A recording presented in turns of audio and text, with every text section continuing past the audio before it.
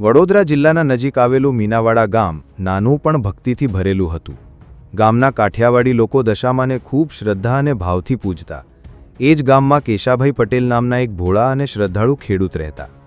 કેશાભાઈ દર વેકલીએ દશામાના વ્રત રાખતા અને દર મહિનો જય દશામાં બોલ્યા વિના સૂતા નહીં. ઘરમાં ભોજન હોય કે નહીં, પણ માતાજી માટે દીવો જરૂર બળતો. એક વર્ષ ભારે દુષ્કાળ પડ્યો. 6 મહિના સુધી વરસાદ ન પડ્યો. ખેતરો સૂકી ગયા, પશુઓ મરી ગયા અને અનેક લોકો ગામ છોડીને શહેર તરફ ગયા. ઘરમાં અનાજ ખતમ થઈ ગયું, બાળકો ભૂખ્યા સૂવા લાગ્યા અને પત્ની રમણબેન પણ તૂટેલી લાગતી હતી. પરંતુ કેશાભાઈએ કહ્યું, દશામાં પોતાની રીજ લાવશે, આપણે શ્રદ્ધા છોડવી નહીં. એક રાત્રે ખેતરમાં સૂતા કેશાભાઈને સ્વપ્ન આવ્યું. દશામાં સાંઢણી પર બેસીને પ્રગટ થઈ અને કહ્યું કે કેશા, તું મારી ભક્તિ જાળવી. તારા ખેતરમાં પાણી પણ આવશે અને અનાજ પણ મારું નામ જાળજે. બીજા દિવસે કેશાભાઈએ ગામના સરપંચને કહ્યું કે ગામના પૂર્વે પાટિયા પાસે બોરવેલ ખોદો, અને એ જ જગ્યાએ ફક્ત 2 ફૂટ ખોદતા જ પાણી નીકળ્યું. આખું ગામ ચોંકી ગયું.